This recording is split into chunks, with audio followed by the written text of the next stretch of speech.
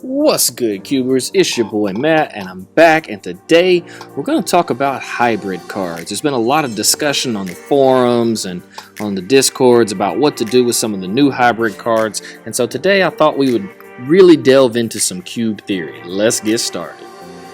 So the card that's causing all the discussion is Nature's Chant. Nature's Chant is 1 and a Selesnyan hybrid, destroy target artifact or enchantment. But before we get to where Nature's Chant fits in, we should probably talk a little general hybrid card theory to begin with. So let's do that. Sometimes in Cube, hybrid cards aren't really hybrid cards. Boros Reckoner is a great example of this. Boros Reckoner is hybrid Boros, hybrid Boros, hybrid Boros. And that triple hybrid cost is what really makes this card not a hybrid. I mean, after all, if you were in an Azorius deck where you're running just white and blue, what are the odds that you're going to be able to play that triple white cost on curve? And the answer is none. What you have to realize is that if you're in a white and any other color deck, Boros Reckoner is basically Banalish Marshal, which you would never dream of running in a two-color deck. Banalish Marshal is in Cube solely for White Weenie. So Boros Reckoner, because of his triple hybrid cost, isn't really a hybrid card. He's a guild card, and he's only going to be drafted by the Boros players.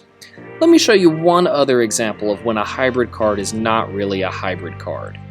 That's Manamorphose. So Manamorphose is 1 and a hybrid Gruul, which makes you think, oh, well, this is a Gruul card. Well, it's not really. In fact, it's not even really a hybrid card. Because let's be honest, Simic decks don't want Manamorphose. They already have their colors fixed, so they don't need Manamorphose to fix them for them.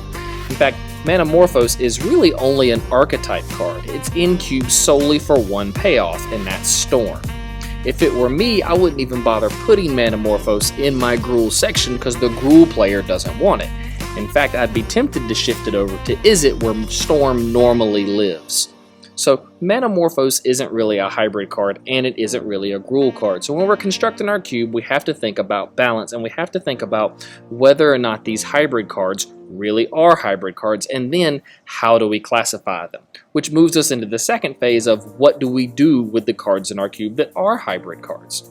So let's look at a really common example of a hybrid card, and that's Rakdos Cackler. The Cackler is a common include in the Rakdos section, and what it signals is that both black and red aggro are available to drafters.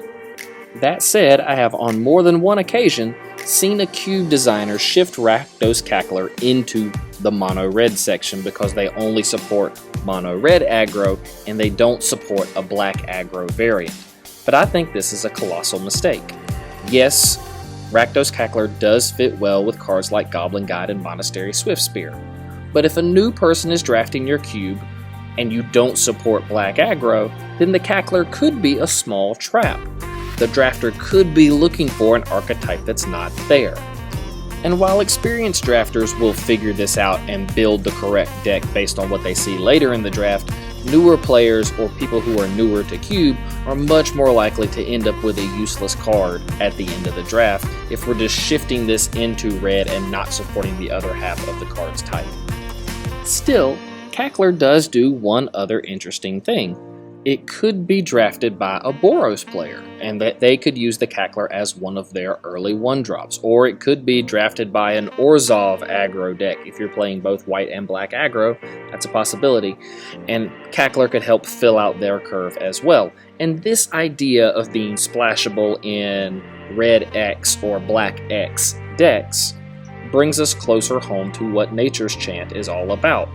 Nature's Chant says that you can destroy an artifact or an enchantment, and it's a combination of two classic cards, Naturalize and Disenchant.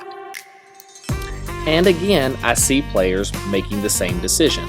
I have seen several players pull Disenchant out of their cube and played Nature's Chant in its place because they don't want to give up a Selesnya slot for it. But look at what we've done when we make that decision.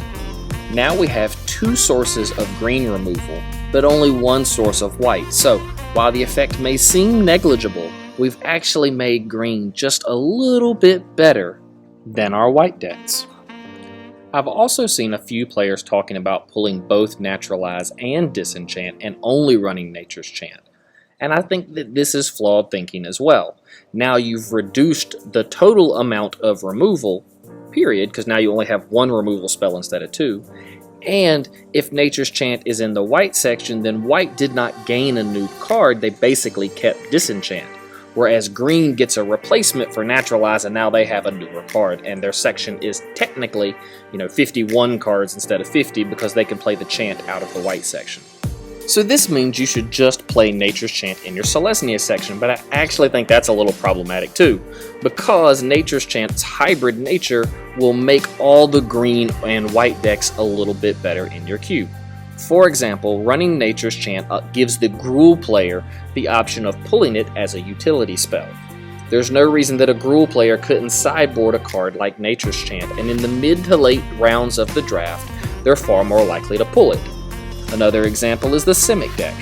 While blue does have a lot of options to deal with spells on the way down, they don't have a lot of removal once the spell has already hit the board, so Nature's Chant would give the Simic deck an extra tool to deal with pesky artifacts or enchantments. Conversely, let's say we're the Boros player.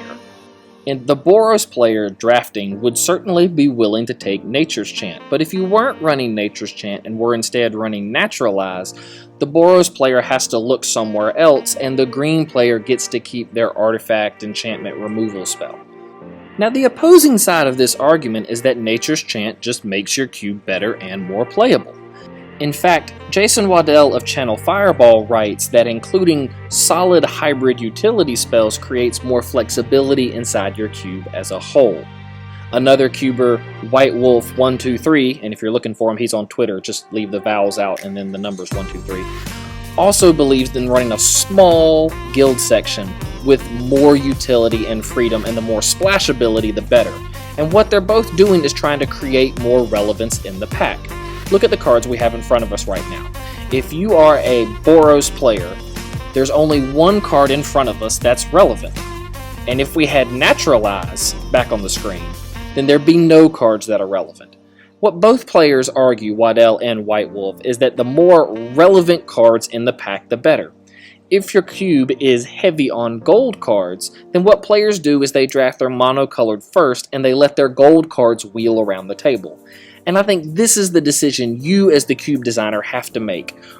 More competitive cubes will want more relevant cards. And what that means is that they want their players to have to make more choices. So therefore they run smaller guild sections, larger monocolored sections, and they're more willing to play hybrid cards because they help all the colors as opposed to just the guild colors. My personal cube tends to play more like a Ravnica set in that it rewards you for sticking to 2 colors or 3 colors at the most, and so I choose less hybrid cards, less true hybrid cards like Nature's Chant, and more hybrid cards like Boros Reckoner or the new Saheeli, which tend to reward 2-color decks or a single archetype. There is a third option though, and Wizards is getting us closer and closer to it, and that is that instead of just having a guild section, we could just start having a hybrid section where we run one really good hybrid card for each 2-color pairing. The only problem with that idea now is that there are a few colors that are really lacking a strong hybrid card. Dimir, for example, has Discovery Dispersal, and while I think Discovery is great, Dispersal is just alright. Golgari's hybrid card of the moment is Life and Death. Mostly you don't cast life, you just use death for recursion, and so it's not really wanted by like Gruul decks or Selesnya decks because the life side isn't as relevant. Momentary Blink is a nod to how weak Azorius is, and again, it's not really a hybrid card, and we've already talked about how Gruul doesn't have a good hybrid that Manamorphoses their hybrid, and the Gruul deck doesn't even want that card. I think the ideal solution is that your cube runs one hybrid card of every pairing that is generic and makes all the decks better. But since that's not an option right now, Nature's Chant actually is not going to make it in my cube. I think it's just too narrow and that it doesn't fit an archetype, and I don't want to give up a guild slot for it, and I can't shift it into any of the monocolored slots without creating an imbalance, even if it's a tiny one. Well, that's going to do it for today, Cubers. Let me know what you think about hybrid cards and how you plan on including them in your cube. Definitely let me know if you think there are some stronger hybrid options for these guilds than what I've put in front of you. I would love to be able to put together a real hybrid section. Hit the like and subscribe. Check us out on Twitter @CubeFor2, and until next time, shuffle up and keep cubing, my friends.